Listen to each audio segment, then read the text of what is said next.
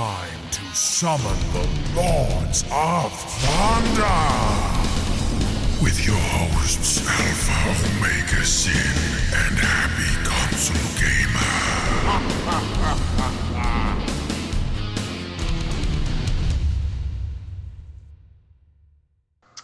So, welcome back to another episode of the Lords of Thunder podcast. I'm one of your hosts, Johnny Millennium, and I'm joined by... AlphaOmegaSin. Never heard of him. Yeah, I haven't either. I heard he's a dick, though. Seriously. Yeah, he's a serious asshole online, I heard. He really is. A fucking pompous, know-it-all little prick. Fuck him. Yeah, fuck that guy. So, oh, wait, fuck that guy. Fuck that guy. So we're just going to start off today, and I thought, Alpha was asking, hey, what are we going to talk about today? And this is how funny we are. I said, I've got a choice for you, and whatever you decide, we'll talk about, and I'll throw it out there right now. We can either talk about Dungeons and Dragons, or we can talk about 80s, 90s anime. It's up to you. Make the call. Oh, man. And you want to know, at this point, somebody's listening, and everybody's like, pick this! No, pick this! Don't pick the anime! At some point, it does matter, because we'll be talking about everything, but I'm going to go with, just for shits and giggles, I'm going to go with 80s and 90s anime. Very cool, and I'm going to start off with a question for you. Okay, what was the very first anime that you ever saw? Describe the kind of the moments and kind of what you thought about it. The very first anime I ever watched was actually reruns of Speed Racer. What year was that? How old were you? I know that I was super young. And I'm pretty sure it was actually being aired on Nickelodeon, if I'm not mistaken. But this was eons ago. But I remember watching it, and you know, I was a little kid. I had no idea what anime was. To me, it was just a cartoon. Yeah. But it was so cool. And the thing is, when I watch it now, it's one of those things, I kind of giggle and laugh at Speed Racer a lot just because it's so hammy. Sure. But I loved it back then. I there was literal points where I was, cheering for certain things. I even went and saw the live-action movie, which I know everybody, damn near hates, across the board, but I loved Speed Racer so much as a kid that it continued on. I even got the PS1 Speed Racer game. I have the little Speed Racer cars and stuff. Oddly, that's something I never even get to talk about. Fuck, I kind of forget about the fact that I liked it so much. But yeah, that was my first. And so you were probably, how old were you? 5? Was it 5 or 6 years old? It was something like that. I know that it was just super young. It was well before the era of Toonami where I really got into anime. Yeah. But it was just back in a day where I didn't know what the fuck it was. I was just enjoying it for what it was, and it was, a dude racing and fighting people and shooting and stuff with 3 frames of animation for running sequences. Yeah, and using the same back in the 80s, they used the same sequences over and over and over again. Oh man, and it was notorious for that. So many times, if they were going up any part that had tons of twists and turns, you'd see that same exact bend 19 times, and they're always crashing into the same shit. They'd reuse it in other episodes. It's hilarious. They sometimes got creative and would use the same shot of the car, but different backgrounds going by, if they were feeling imaginative. But it'd be always the same static car, going by. It's so funny. Yeah, they really had to do that to save money back then. Reused animation was a really fucking way overdone thing in the 80s. Oh, I mean, it gets made fun of a lot now, just because, I still remember, watching certain things like Scooby-Doo, for example. Oh, God, and they would run past, the same exact area, and you could even see, they didn't blend it well enough, so it was obviously the frame stops and then it starts again in the middle of the characters running, and it's hilarious. So so they're running on spot, and the background is say some fairground, obviously, right? Yeah. And it's going past, and then the fairground will just keep on repeating, and you'll just see they're running past the same buildings over and over for half an hour. Oh, that stuff, it does. Yeah. It happens a lot. I know that there's I can't remember the exact game, but there's this one shooting game on Sega CD that there's a driving sequence where, well, not really a driving sequence, but there's some bad guys in a car and you're shooting at them. And they're going down this one street, and it's like, you only see 2 stores, and it's the same 2 buildings like a million times over, and you're like... Is that a first person, like, kind of choose your own, which, like, left or right or up or down game? Yeah, it's Road Adventure or something, isn't it?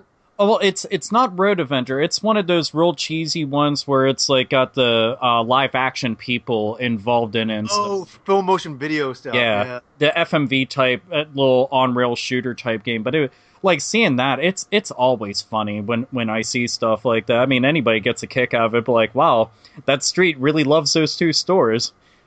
It's funny that you mentioned that you saw Speed Racer for the first time. Like, I think here I love saying these things, but. I think it was 1981 for me, and my family had gone over to visit my uncle in Toronto, and yeah, so we're over there, and so I'm hanging with his kids in the basement, and I'll never forget it. It was like 81, and I was sitting there, and I'll never forget. I looked behind me, and the TV's going, and I saw this anime. But what's really strange is I didn't know the name anime, but I knew it was a Japanese cartoon. I don't know how I knew that. It's the strangest thing, and I must have been about 6 or 7 at that age, and I looked behind me, and it was Space Cruiser Yamato, which was Star Blazers on TV over here, and I was like, what is this? This is so awesome, like, wow. And I just remember being a little bit, I was hypnotized by it. I didn't know what it was, but I knew that it was so cool, and yeah, that was my very first time seeing anime. And another one was G-Force.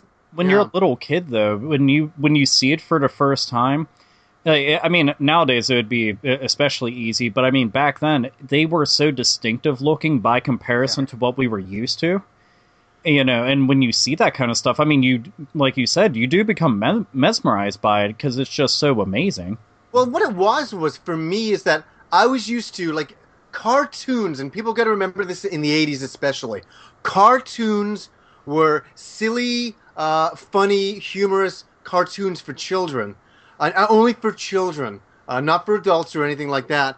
And so when I turned around and saw that these characters were on like this space battleship and they were fighting these aliens in space with all, with fighters and all this technology, I was like, it was so distinctly different from what I was watching to do with Tom and Jerry, Looney Tunes, all those Saturday morning cartoons, Smurfs. I was like, holy shit, this shit is fucking where it's at. Yeah, dude, if you watched Smurfs and then watched that, you'd feel like you tripped and fell into a void and entered a new dimension. Like, what the fuck's happening suddenly?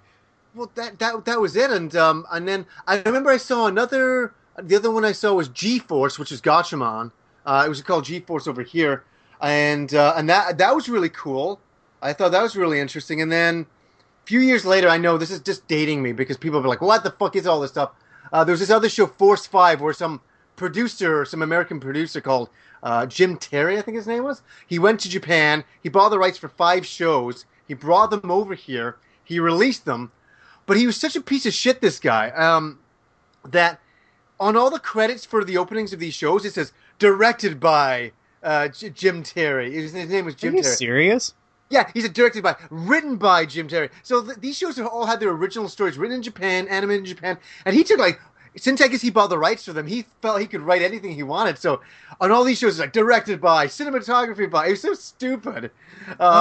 Dude, that's like beyond being like a fucking egomaniac. Jeez. But that was we're talking like 1981. He could get away with weird 81. It wasn't like it is now. Like people could go and spend some money, bring it over an anime show, put it on TV, and then say whatever they want to say if they own the rights to it. So that was the other shows that I saw was like, what was it? What the hell was that? Like Vanguard Ace and stuff like that. Really, really cool to see gigantic robots controlled by, people and stuff like that. That was the first time I saw like mecha anime, that kind of stuff. And yeah, and then it was Robotech in '85, and then I was fucking hooked like a crack addict, So anyway, so that was my thing. So you see Speed Racer, what happens after that? See, like I had seen Speed Racer, but I was so young, and like the amount of anime that I was exposed to actually had like this large gap because it was from that point all the way up until like the early to mid '90s whenever Yeah. Toonami was available and stuff, and then started getting into anime that way, like actually like sinking my teeth into it. I still remember, like, DVDs back then were still relatively new, and I was going online getting like all these box sets and stuff that were like Chinese knockoffs, but I didn't care because I just wanted to have the sets. But I still remember getting like Vampire Hunter D, the original. Nice. I got Tenchi Universe and Tenchi Muyu. Mio, yeah. Fuck. It was just like stuff like that. That's like, I watched it on TV, but I want to own the real stuff because I had some of the VHS tapes, but I actually hated VHS, and it was, and some people are like, "How dare you hate it?" But I thought it was a terrible format. It always degraded very easily just from sitting around, and didn't sound or look all that good. And No. especially like we had Laserdisc in my house. Yeah. My uncle had it, and I thought that shit was amazing. And when you go from Laserdisc to VHS, you feel like you're being cheated. Yeah, that's so funny that you had a Laserdisc player. That's a conversation for another time. That's a whole other conversation. Laserdisc players. I'm a big collector of Laserdisc players. Dude, they're Laserdiscs and Laserdiscs. Yeah. they're so cool though. They really oh man, I'm about to start talking about Laserdisc. No, I know. we'll have Let's. So anyway, so you were buying some box sets, and you're not. Obviously, you weren't buying the box sets over here because they were fucking expensive as shit. oh my god, dude! But I still remember, like, okay, just as an example, Best Buy was one of the Best Buy and Suncoast Videos, which I don't think Suncoast is even around at all anymore. But they were some of the only places that would carry a lot of anime, a lot, and you'd go there, and if I wanted to get like, any box set at all, like no matter what it was, a traditional 26 episode anime, it's going to cost you like $150 They were crazy. Yeah. You're 100% right because I remember when Bebop got released, and I went down to my DVD it was the Blu-rays they sell now, but DVD warehouse back then. They're like, "Yeah, we just got Cowboy Bebop," and I'm like, "Oh, how much is it?" And I think the first set, I think it was, I'm get off the top of my head, it's like maybe 1 or 2 or 3 episodes, maybe 4. I don't think 4 is pushing it, but yeah, I think it was $40 for that. For that. I'm not even. Well, and the thing is, you're in Canada too, so the prices are jacked up higher. Yeah, but also back then, like anime. But put it this way: so for everybody who's listening right now is like, oh, but I can just download anime easily now. Yes, you can, but you have to remember we're from a time that didn't exist. Yep. Like a time where you had to go to a store and physically buy stuff to watch it, or you were part of a club like I was in the '80s, where they would tape things onto anime onto tape for you and send it to you. But yeah, if you were going to collect a box set or anything like that, it was just anything to do with anime in the '80s in general. If it was merchandise, if it was toys, it was imported. Everybody jacked it up, and it was highway robbery. Everything was. Nothing was cheap. If you wanted to get into anime, it was an expensive hobby, and it's a very specialty hobby. Oh, You know what I mean? it was. Yeah. And the thing is, it would deter a lot of people from like just wanting to try out something. Like you couldn't just go to the store and decide, I'm going to watch something new without knowing much about it, because you were essentially having to make a pretty chunky investment and just like, trying to buy just one DVD. Now, most of the time when you see it, like if you go out anywhere, you can get entire Blu-ray sets for like $25 now. Yes, it's very reasonable now. Like, like you can collect now quite easily, and you can go online, see a trailer for something, say, hey, you know what, I like this. Maybe I'll buy the Blu-rays, or maybe most people will just download it, and then hopefully they buy the Blu-rays to support the guy. So, but No, I honestly always try to get physical versions of Too. everything, just because that's how I am. Like I used to have a massive anime collection, but I eventually ended up trading it for video games. Like or not like credit towards video games. Like I found some other people that liked anime a lot, and I mean I had tons and tons of stuff. I had all the Helsings, I had Witch Hunter Robin, I had Cowboy Bebop, I had Outlaw Star, I had like all these box sets. I mean tons of them, and all complete perfect condition, and just got games. Well, we're talking like that's like 98, 99 right there, right? That's like basically 2000 actually as well. Yeah, Yeah, for a bit. there was like around the time that I could start getting like the legitimate box sets was more towards like the later '90s because that's when I had like actual money. Whereas before I had to go and be like, Mom, Dad, I would really like to get this, and they could afford like one VHS tape of the whatever Dragon Ball Z saga it was out at the time. Yeah. So it's funny. It's so funny that you were able to buy box sets. For me, in '85, I saw Robotech, and that, as I said, become a heroin addict of everything that's anime. I had to, I had to know everything, single thing there was to know about anime. I was so obsessed with it as a kid. I was drawing it all the time. I was majorly into it, And I was you're actually really good at drawing it too. It took me. Well, I at first I was pretty. I was a kid in grade 5, 1985. I wasn't that good, but by the time I got to '87, and I was in grade 7, I was getting a little bit better for sure. But I was obsessed with it. I was obsessed with the coloration of things. The different shades on the anime, like all that kinds of stuff. But for me, it's like I can't buy it anywhere. I couldn't get it. Nobody in school knew what the fuck it was, and I was in elementary school.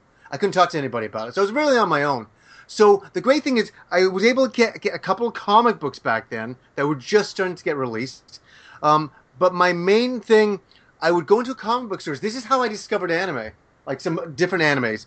I go into a comic store that imported anime books, like Robin albums, like basically the artwork of these anime shows. And these books were fucking expensive, and I would beg my parents to buy me some of them, and maybe if I was lucky, I would get one. And then I'd take the book home, and I would go through it frame by frame, because it'd have all the frames of the show, and I would understand the story by going sequentially through. And at that time, I was reading it backwards, because that's what you do with Japanese books, but that was weird to do in the 80s. Like, everybody's like, oh, you're reading a book that's backwards? I'm like, yeah. And it's in Japanese? I'm like, yeah. I was a weirdo. People thought I was fucking crazy. And the thing is that's such the first time anybody hears or sees about that, they're just like, that makes no sense. Like, you can't even explain it to them because it's now it's right to left rather than left to right, and it throws people off really bad. Yeah, and it took me a little bit to get used to it, and then there became an appreciation for it that it was so foreign, that these stories were so foreign and fantastic. The animation it looked fantastic, because at that point I'm looking at a lot of it in books. But anyways, so I had all these years of collecting books. So could you imagine? I had all these anime shows, but through books. I couldn't see them. I couldn't download it. I couldn't go rent it anywhere.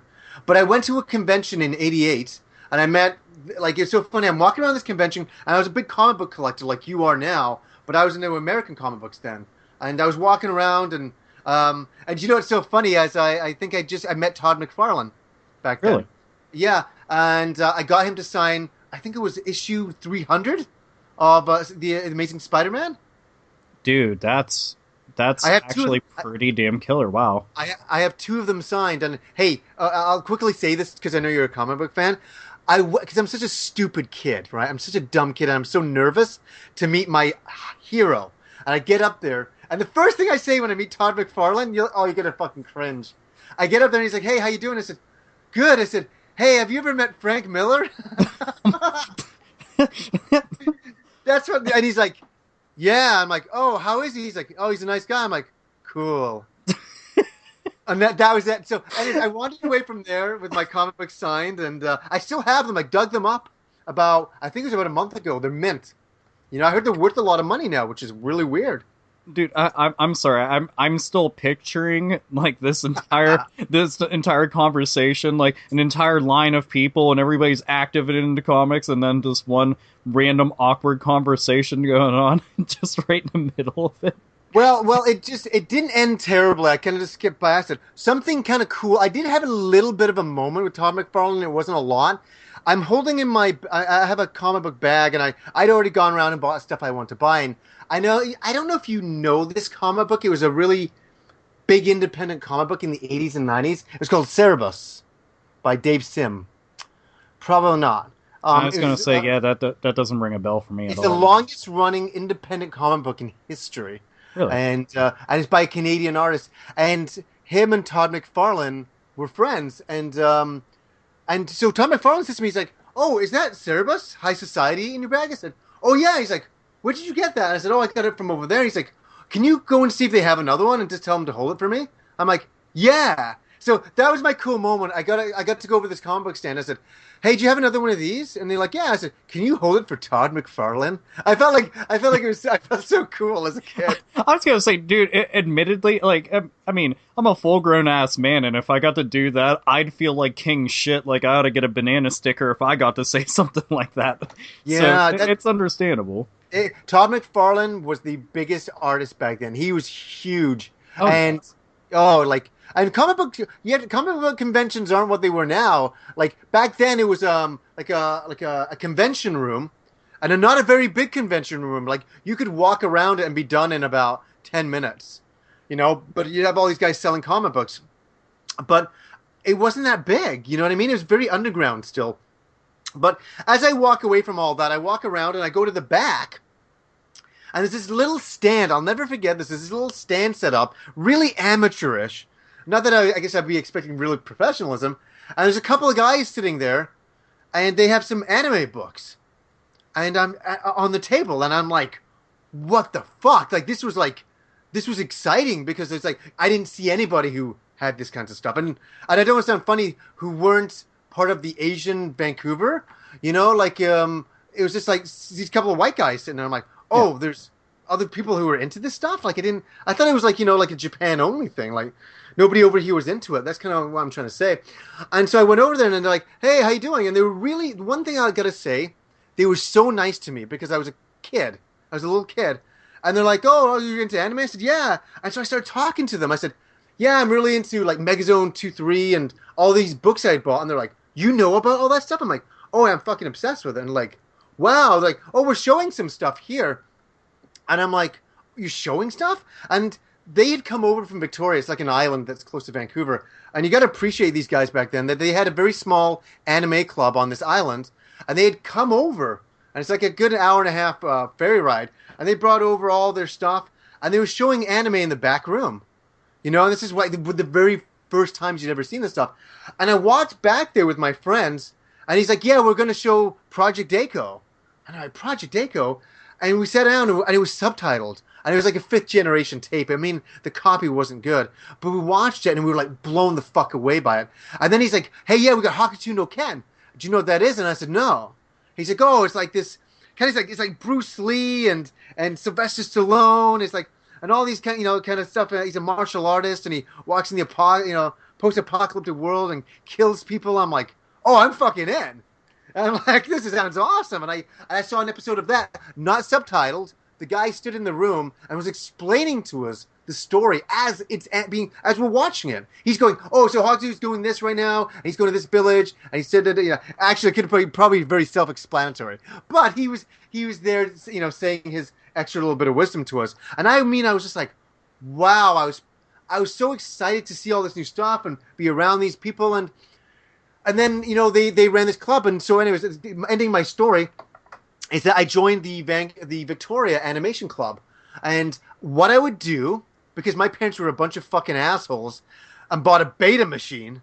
They didn't buy a VHS machine, did they? No. We had, you know, like, oh God, they always had to do something stupid. And so we had a beta machine. And nobody in my neighborhood had a beta, so I couldn't borrow any tapes of anybody. When we went to the video stores, they had the smallest beta section. You know, we were just treated like third-rate citizens all the time. I was gonna say that's what beta pretty much was. Superior in quality in virtually every way, but no one gave a fuck as they went with VHS anyway. Well, VHS won because the porn was on there, and beta was higher quality. Beta was actually high quality. You think that it wasn't because VHS won, but it was better quality. Oh no, it is. It's one of those weird things. Like if you see it side by side, I mean, you can't refute it at all. Yeah, it's one of those things. So they were nice enough. And I'll always remember, they were really nice enough, and they sent me tapes for about 4 years.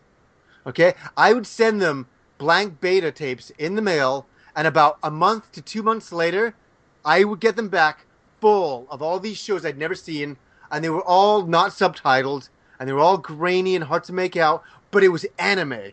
And I would sit, and I watched Totoro in full Japanese. and no subtitles and understood the entire story. I remember sitting in my sister's bed watching that because the beta machine was in her bedroom at that time, and I'm watching Totoro, and I mean, I was just like, fuck, this shit is so fucking awesome. And after that, I was a fucking maniac. I became like full blown. Like, fucking, it was in the arm after that, and it never left. Dude, I shit you not, like, I have this big grin on my face hearing it just because, like, stories like that make me proud to be as, like, geeky as I am, because I'm like, that's dedication, man. Like, that's the kind of shit when I hear somebody talking about, you know, I joined a club, and I had to go, like, you literally had to, like, pay your dues just due to, like, the time of when all this stuff was happening.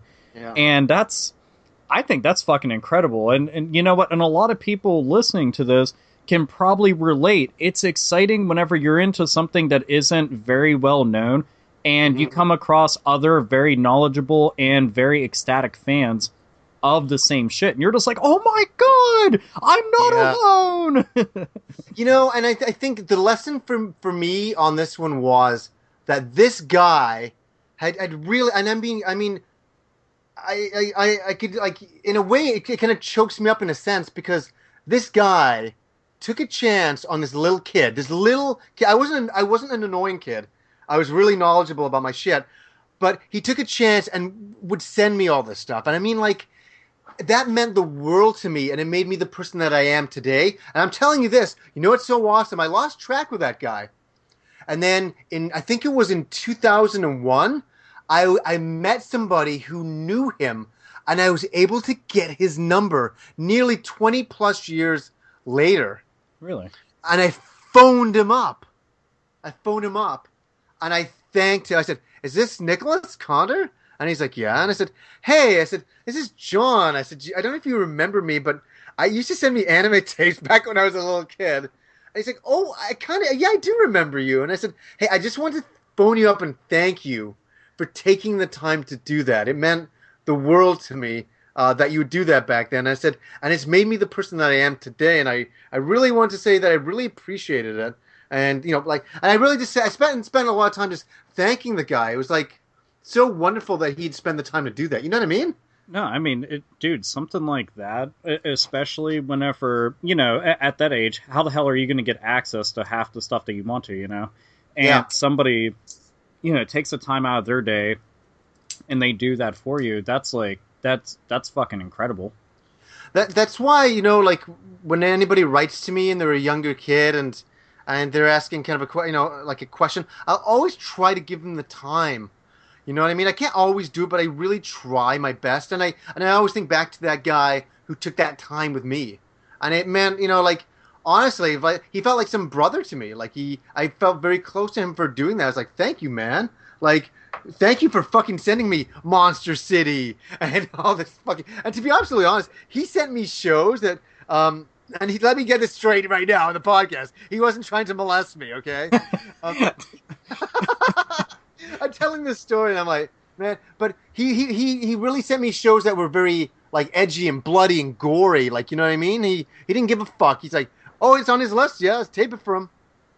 You know what I mean? Like, there's really cool that's the thing. Like, you know, to me, I figure, you know, if age isn't always dependent on if you can actually handle the content. Everybody matures at different levels and stuff. So I think it's awesome that you even got to have that kind of stuff, like, at that age. That's fucking cool as shit. A lot of times now, you know, if somebody just sees, like, a mature rating on anything, they assume, you know, oh my God, somebody's getting impaled and then their skull's getting fucked or something like that. Can't show. I gotta tell you, like, when Hansa was over here, he's the artist on the show who's done the artwork for me and you on this podcast as well. He told me the funniest story because he was in Germany and he's really into anime as a kid. Like, he was obsessed like we were. We were really, you know, really fixated by it.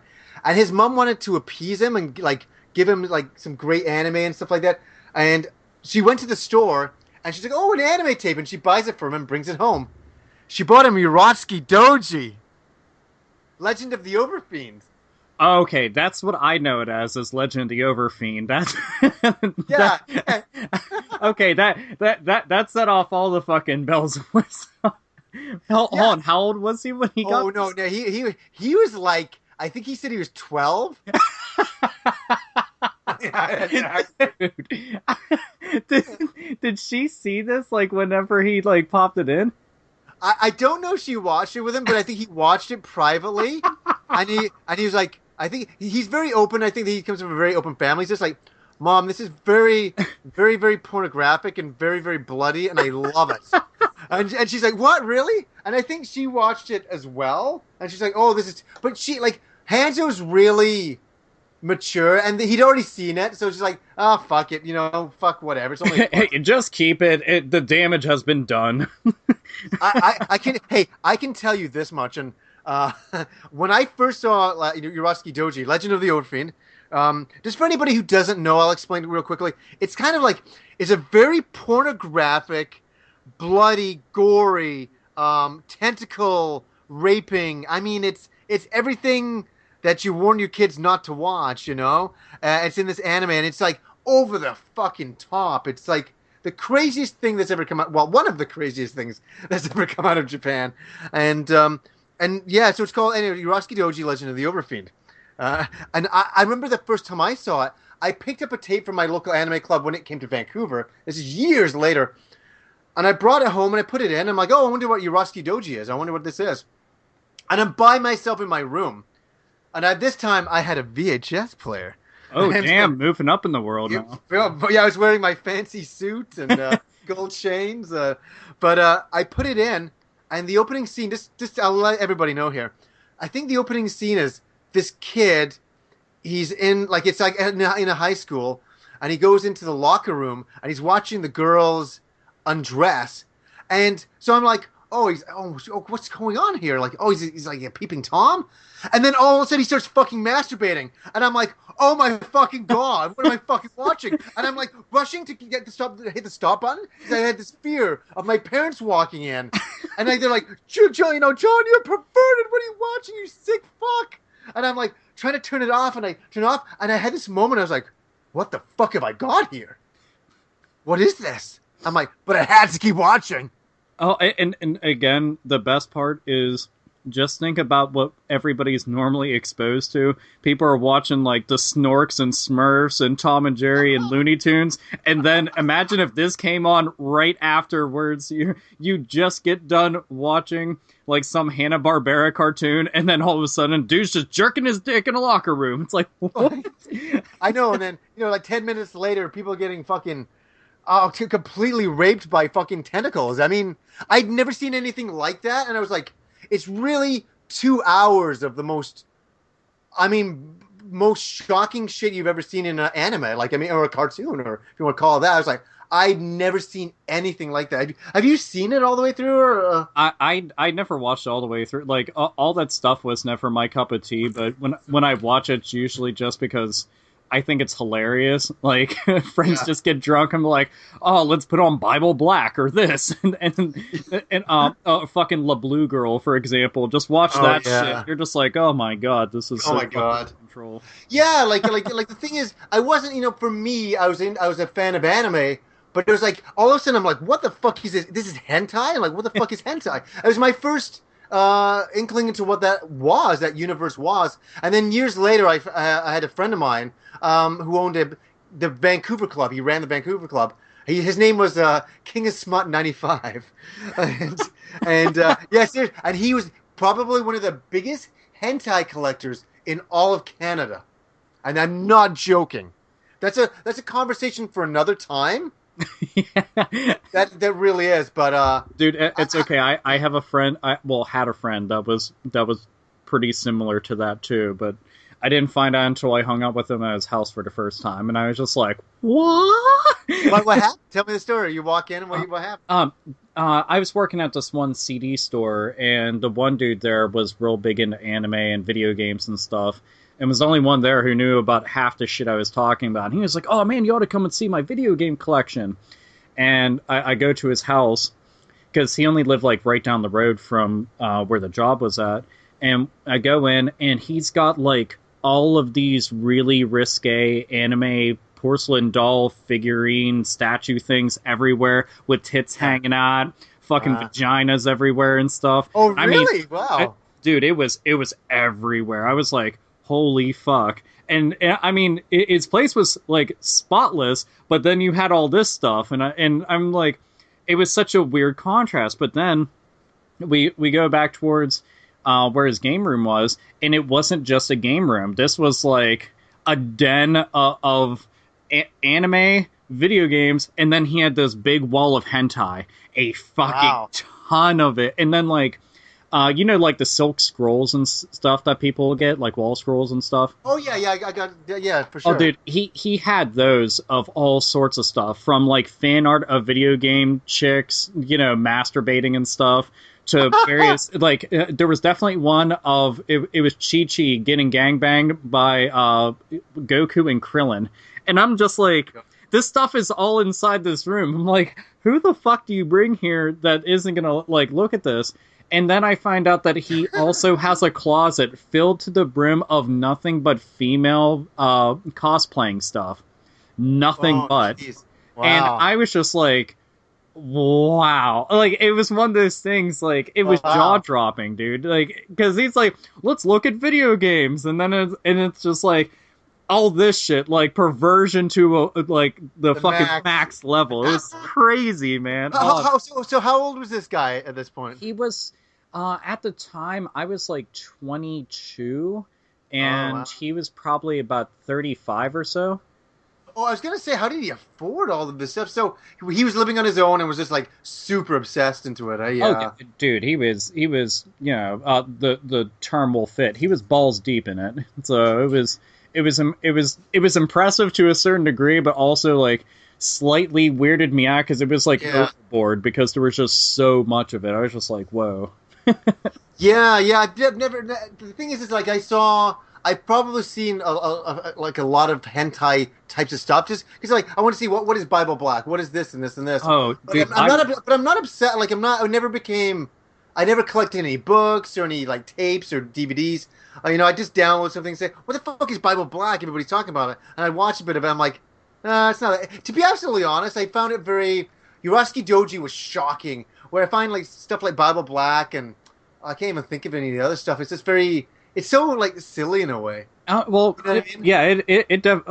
I always tell people, if you're gonna watch it with the English dub, because it's hilarious. Like it's a damn comedy. Yeah, it's funny that Kim loves hentai though. She loves hentai. I don't know what it is. You know what's weird? I come across a lot of chicks that like hentai.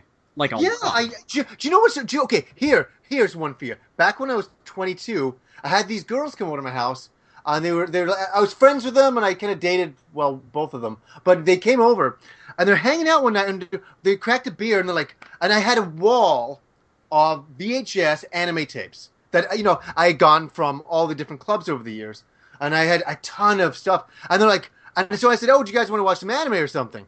And they're like, oh, you got any hentai? And I'm like, actually, and I thought, yeah, I had Uraski Doji, but I'm like, no, like, and they actually that was their first request. Yes, yeah, that's their request. They're like, "We're gonna come on. We want to see some hentai. Come on." And I'm like, no, like, for me, like, I'm trying to. I don't want to just go. Yeah, here's some hentai. Here's some Uraski Doji. I'm like, I want to showcase the best of anime. Oh yeah. When I have people come over, I want to show them like Akira, Wings of Oniyama, some really like Arion, Crush of Olympus. I want them to go, wow, this is cool. I don't want to just get the giggle factors going. You know what I mean? Like I want. Oh, dude, I want to create that's a real because thing you want to expand their horizons, get more people into this shit. Like I can totally understand that. That's why I always get bummed out when people are playing like really stupid fucking games all the time. Like everybody's jacking off over Call of Duty, but I'm like, why aren't you over here playing this game? It's amazing. Yeah, hey, we're getting off subject. I was just about to say, why are people playing Call of Duty when they're not playing Bayonetta? God damn them! Yeah. Oh, and by the way, there's actually something I just remembered, and I feel sad that it slipped my mind. But there's another anime that I did actually watch when I was really young, and I completely forgot about it. And that was Sailor Moon. When Sailor Moon came out over here, I was 21, and you must have been about 11. Yeah, Wow. What's weird is I don't remember what channel it was on, but I know that it was on, like whenever I saw it, it was on at like a really obscure hour. but I was just random episodes of it, and I would catch. I didn't even know crap about the storyline. I would just watch it, and it is a girly anime, but it was one of those things. I just watched it anyway. Me too, because it was anime. Yeah, exactly. I was just like the heck with it. But there was oh, you know what? Here, there's anime that I'm pretty sure that you could appreciate. I was a very, very, very big fan of, and that's Yu Yu Hakusho. Okay, you'll be blown away. Never got into it. Never did. Really? Do you know what? I appreciate the style, but I was not into. I just didn't watch it. No. That was dubbed and brought over here, correct? Yeah, it was actually the dub for it is surprisingly decent. I know there's a lot of purists that do not like any dub whatsoever, and they won't even pay attention to it, and it's subtitled all the way. And I can completely appreciate that, but there's a lot of times where I'll watch an English dub of some things, and I think it's better. Like, I agree with you. I do agree with you. I do prefer, if I'm watching something for the first time, to watch the subtitle, but things like Macross Plus and even Sailor Moon, I can't hear that. I don't mind the English dub because I'm used to it. Because I first heard it in English, I think. Here's a question. Is there a particular anime that's one of those animes most people won't admit to liking? Do you have one of those animes that you don't, you're kind of ashamed to say you like it so much? I would have probably said Sailor Moon, but I'm thinking, oh man, what else would I... you know what? I probably would say Sailor Moon because it was kind of, it's like I would watch it on TV, and I remember my girlfriend at the time was really into Sailor Moon as well. But can I tell you that was the start of I saw a brand new generation of anime video game fans begin at that time. Yeah, because all of a sudden we had Sailor Moon on TV, we had Dragon Ball Z, we had Gundam Wing, and then the games that came out about a year or so later were Final Fantasy VII, and then Ocarina of Time came out. No, that came out when I was 26. But so we had an entire brand new generation grow up thinking anime's okay. You know what I mean? Like that was the part. That was the time like it was starting to boom. Like it was really starting to. Before I even forget, there was one anime that. Like, whenever I admit that I like it, some people are like, "Oh, dude, that's lame." But what is it? What was it? Oh my goddess. Oh no, that's super classic. Dude, it's here's the thing, like when a lot of people watch it, they're just like, that's way too fucking girly. And I can't even explain why, but that was actually, again, whenever I was talking about like all the DVDs and stuff I had gotten way early on, that was one of those sets that I had gotten, and I really liked it. As a matter of fact, the main character, Belle Dandy, is that her name? Yeah, Belle Dandy. I remember her name.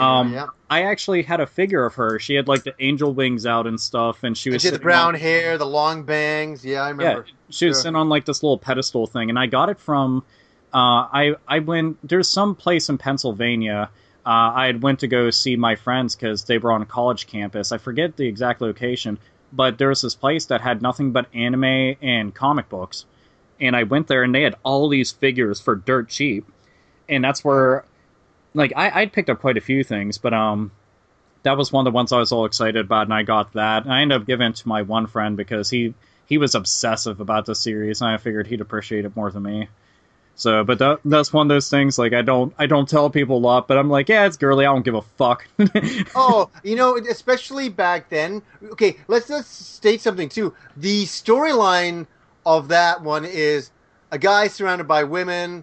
And you know what I mean. And there was then Tenchi Mio had the same thing. A guy surrounded by women. Oh, dude, that's actually a big time classic formula that's been used. It was, and now it's overdone to fuck. Oh yeah. But back then it was special because it was still very unique. Yeah, it was getting its clones, but they weren't enough that it was annoying. Where now it's like. Yeah, the guy gets a nosebleed. He's around all these women. I don't give a fuck anymore. My god, he saw some side boob. Now he falls over. Yeah, it's like, but oh my goddess is a super classic of the '90s. It's absolutely, And so is Tenchi Mio. That's a very very classic anime. You know what anime I've always wanted to check out because I enjoyed the game and I never got the chance to is Magic Knight Rayearth. I've never gotten to see it. I have it on Sega Saturn, and I like the game a whole bunch. It's always one of those games where somebody's like, I want an obscure game. I'm like, check this out. But the anime, I personally have never gotten to see, like, at all. Do you know, it's funny. I remember when Magic Knight Rayearth came out.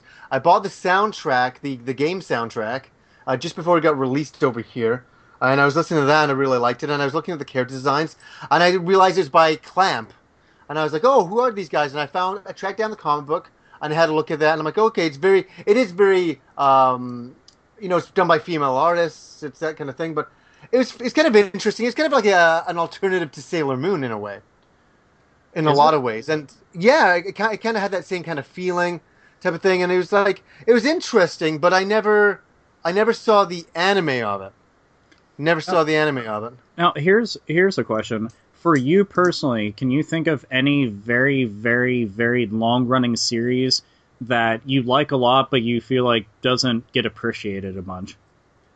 Shit, I should have written down a list. Like, this, yeah, whenever you have to think off the top of your head, sometimes it becomes a fucking chore. So, like you're saying, a show that doesn't get appreciated enough? Yeah, because there's certain long-running series that it's weird because in Japan, they've been going on for years, whereas here, next to nobody knows about them or has even checked them out. Yeah, I'm just trying to think for the 80s. I was going to say it could be 80s or 90s. Remember, that's what we're going with. Yeah, I think I can't think of television. I can't think of because most the reality is nowadays is most stuff is kind of known about. If you're an anime fan, you kind of know about Hakusho no Ken, you know about Gundam. I think for myself, I think I like some of the older. I know we got all this new Gundam shit, and I'm not a huge fan. As soon as Gundam Wing hit in, I stopped liking Gundam. Like, honestly, there's some really good Gundams that people will really enjoy. Gundam 0080, War in the Pocket, that is a fantastic OVA. Highly recommended that to anybody. It's super intense, it's very, very sad. You don't see anime like that anymore. 0083 is just unbelievable. It's fucking an incredible story about how the Zeon army steals one of the... Federation Gundams, and it has a nuclear warhead launch, like a missile in it, and it fucking ends up launching it against. Anyways, that's a great one. I like some of the older Gundams though. They're like Double Zeta Gundam is very and Char's Counterattack. I like the original old Gundam a lot more than like the new stuff. I watched Gundam Unicorn. I was like, I'm like Gundam. I don't like it. Oh man, I forgot the name of the one, but it's like everything's in chibi form, and it just bothers the shit out of me. Every time I saw it, I cannot... What SD Gundam or something? Yeah, that's it. Yeah. What's weird? It was only like 2 years ago or something, I just found out what SD stood for when I came to anime. You never knew Super Deformed? Yeah, dude, I had no idea. And the only reason I even got to figure it out is they have a version of Snatcher called SD Snatcher. I know it. Yes, yeah. And I was just like, what the hell is SD? And I was like, I see this everywhere. And it was like Super Deformed. I'm like, oh. And it was one of those things, like, it was so simple. And I'm like, I did not know that.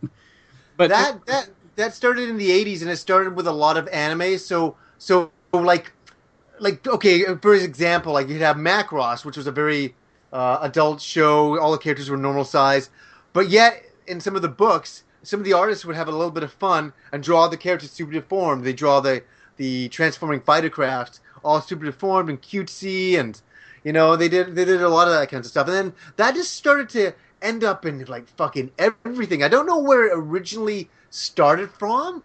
I'd have to look at the timeline of anime to really see where it started from. I actually like a lot in anime whenever they'll have something that's drawn, very detailed and looks amazing artistically, and then they have the points where they're being silly in something that's usually very serious, and when they're being silly and goofy, then they go into the super deformed mode of the characters, and stuff gets drawn all crazy. That always makes me laugh. That's cool stuff, and that's so uniquely Japanese. It's really cool. I think what bugs me now is that the Japanese are conscious of us, and I don't like that.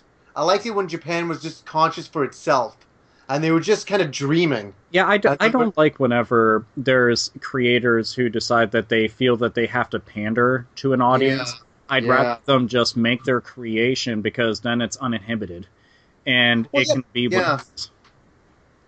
No, sorry. They just before they would make anime for Japan, they made it for a Japanese audience, and they didn't give a fuck. They made it violent. They made it overly sexual. They made it the sci-fi really complicated, really mature in a way. And nowadays, I don't know. I find nowadays I'm going into this whole rant where back in the old days anime was better, but I can't tell different anime artists who they are now. Where back in the 80s, 90s, I knew who the fuck everybody was. Where now I'm like, it's just another generic anime design. It's not unique. Like, okay, here's an example. Oh my goddess, look at that art. That was a unique artist perspective on that work. You know what I mean? No, who was the artist that did Gunsmith Cats? That was Kenichi Sanada. Okay. He also did Fighting Bean, and he did Gal Force, and... Yeah, you and me actually had talked about that. This is one of the things that was kind of cool, and why I keep telling people, like, Johnny knows his shit. But yeah.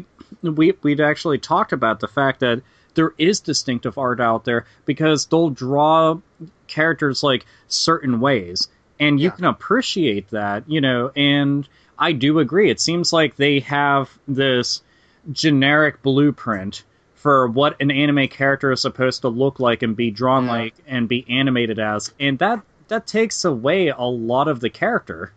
I don't like when they do stuff like that. It should be unique. That's what I dislike about a lot of newer anime, just to say, and not all. Some rough, some gems do come in once in a while for sure. But back in the 80s, 90s, I knew who every artist was. I said, that's the Macross artist, Haruki Mikimoto. I knew who everybody was, and I'm like, he's doing work in this show now. And this mecha designer's doing that, mech for that show. And I love the small community of it all. And man, I don't know what it is too, is that they were telling some really fucking unique stories back then. I mean, science fiction stories at times that were fucking awesome, and I rarely had my imagination peaked in the last bunch of years like I did back then. Well, since you had brought up artists, here's actually a good question. What anime would you say has some of your favorite art? You don't have to narrow it to just one, but if there's a couple. Macross. The Macross artist is my favorite artist. Haruki Mikimoto. He did the Macross characters. He did Orgus characters. He did the Megazone characters. Oh my God, he's done a lot of video game characters. He's not really well known for that, but I guess he's basically mostly known for Macross. But I love that guy's work to death, man. I appreciate his work like no other. I mean, I think do you know what it is too? Let me tell you something about about art. Like actual hand drawn art is that a lot of the 80s artists would go and they would do life drawing. So they knew how to draw human beings. They knew how to do proportions. They knew how to sculpt a realistic face. And then what they did, they were good at drawing people, real humans. And then they would make their own unique characters based on their own they were good artists, so they could adapt their art to drawing anime characters in their own unique style. Where I find a lot of these new artists come in, they're like, the character's supposed to be this high, their legs are supposed to look like this. They're not drawing from real life drawing anymore. If you look at the best anime artists out there, you can see when they draw an arm that it's very, very well conceived.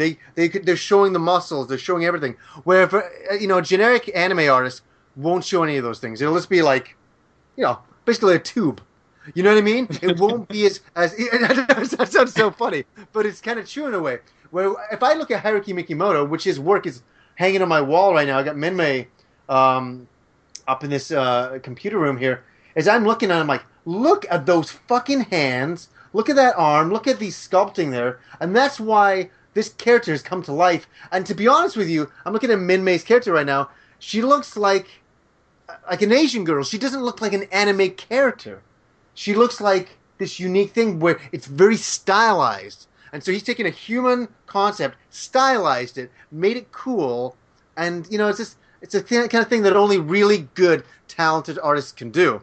and the best anime artists out of Japan, character designers, have that skill, and I don't see it as much anymore. Unfortunately. So sorry, that's my rant and art and. Oh no, it's it's Sorry, completely understandable too. it's just crazy.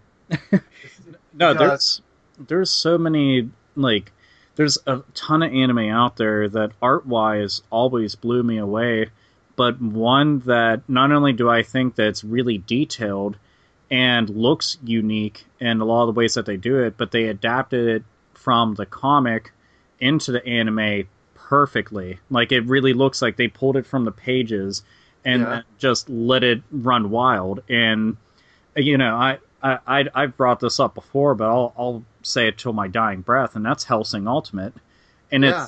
it's fairly new, but the thing is, it's one of those rare circumstances where the second revision of something, because Helsing came out and I loved it to death, but after I read the books, I really didn't like it that much anymore. I thought it was average at best. But then they made Helsing Ultimate, and the thing is, the way that the artist does it, I forget the artist's name off the top of my head. I don't know either. Yeah. I actually have the books sitting over there, and I could just reach for them, but I'm so damn lazy. But for a lot of the badass characters, he draws their limbs very long, and he always makes them very impending, and their eyes will always glow in the dark, and they always have like these big, crazy, psychotic grins and stuff. Yeah. And I just always like that. And he uses heavy shadowing, like very, very heavy. And it then gets really detailed whenever it comes to gore. And it's really out of hand. But seeing the actual anime of it, and you see it all moving around, it's absolutely beautiful. And it's actually one of the few circumstances of like using 3D like CG and stuff that I could say that actually worked pretty well with it, because usually I think it looks forced and looks really awkward. CG always looks a bit forced and out of place in anime at times. Yeah. I don't know. I think it's because I prefer like when they do everything hand drawn. I don't know. Me too. I think the only anime I ever saw that did it well was Cowboy Bebop. Really, incorporated it, and it felt very part of the anime. But oddly, that's one of the first ones I think that I ever even noticed CG inside of, being put into an anime that I can think of off the top of my head.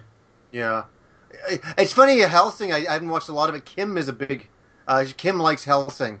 She's always like, "Oh, I gotta watch Helsing again." I used to watch that, and I'm just like, and I never really did. For me, when Helsing and Trigun were on, that's kind of when I wasn't. Don't get me wrong by saying this. I was kind of fading a little bit out of anime. I shouldn't say. I was just kind of like. That's kind of when I kind of was like. That's when the good animes kind of stopped, and then after that, it became a lot of genericness. Well, I think that's because that was the point of oversaturation within the market. That's correct. Yeah, and I think so. The thing is, for like, I have a ton of friends that were really big into anime, and they became burnt out just years later, And for me, I continue to try to dig around and find stuff. Me too. Just because it's one of those things, like, if I was ever going to get sick of stuff due to oversaturation, I would have given up on all my hobbies. I'd live in a hovel somewhere. Well, exactly. You gotta. It's one of those things. If you're a real fan of it for yourself, only for yourself, you got to keep on searching for cool stuff for yourself. That's like if it wasn't for fans translating some stuff out there, I wouldn't get into a lot of shit. That's like I got really big into Case Closed, which is known in Japan as Detective Conan. And yeah. I love that series of death, and I love Case Closed a bunch, but they only translated like a little over 100 episodes. Yeah, and there's a lot of stuff for that. Gosh, I think they have like 700, 800 episodes, and if I'm not mistaken, I think it's still going on right now. I don't remember off the top of my head, but that's one of those series I've watched up till episode like 460 something, and I've remained interested in it, and I've loved that to death. And it's so weird to see it from episode 1 to episode 400 something, and you can see like how it's evolved over time and how it's changed and how technology has made them make certain things look nicer, and it's really crazy to go and see, like, something stand the test of time for that long. That's like that. crazy. That show's been going for that long, isn't it? That's crazy. It makes me love it, though. I do, and I love detective series, like, whodunit murder mysteries, and that's all that is. And it's weird, though. There are certain people that don't like it because they'll compare it to, like, Dragon Ball Z, Inuyasha, Yu Yu Hakusho, and One Piece, and all those long-running series that have a lot of filler. And, really? And admittedly, Detective Conan does have a lot of filler because it's just a random episode of a random mystery, and the main core storyline, they don't actually touch on a storyline for like 20 plus episodes sometimes. Yeah. Yeah, and then they get around to it. Plus, they have the movies and the OVAs and the spin-off series. Shit's crazy. I just looked it up, and Case Closed volumes. It has 85 volumes. Can you even imagine? 85 pages is a lot, but 85 volumes. Yeah. Oh my god. Oh, the thing is, I haven't even gone to read the manga, and I know that there's tons of those too, and it's one of those things that there's just so much of it, and then you're trying to get into other things at the same time. There's whenever we got to have the panel, Tokyo Ghoul was brought up. Yeah. And that's actually, I got to watch 2 episodes of that online. It was being streamed, and I decided to go and check it out because the synopsis for it sounded really interesting. And it actually is. It's pretty damn cool. I'll go and admit that much, but now I'm just like, fuck, now I have to go and watch that. I'm trying to catch up on these series, and it's so crazy. There's always time management, absolutely. So, the funny thing I'm looking at here, and the audience would be like, oh, what the fuck? But we're at 1 hour and 20 minutes, so we got to call it. I did, you know what? And that's what happens whenever you're on subject matter like this. You lose track of time. we could probably talk for 5 hours, but we made a commitment that we're only going to do an hour podcast because that's a good amount of time. But I think this subject is so huge for me and you that we're definitely coming back to this. Oh no, well we're definitely going to. So if you did like it, then hooray. If you didn't, then well, you're gonna have to hear it again. So I guess that's the. Everybody's like, no, you're just ending it. It's like we're sorry that we're blue balling you through audibly. I know. Yeah, we got to call it. So yeah, hopefully you enjoyed our talk about 80s 90s anime, and we are god damn. There's so much to talk about. So much to talk about. We'll come back. It's a promise. Yeah. So. All right, we don't even have a way to sign off this podcast yet, do we? It's just like, we could stick with your sign off. It works pretty well. Oh man, but that's so stereotypical, you know.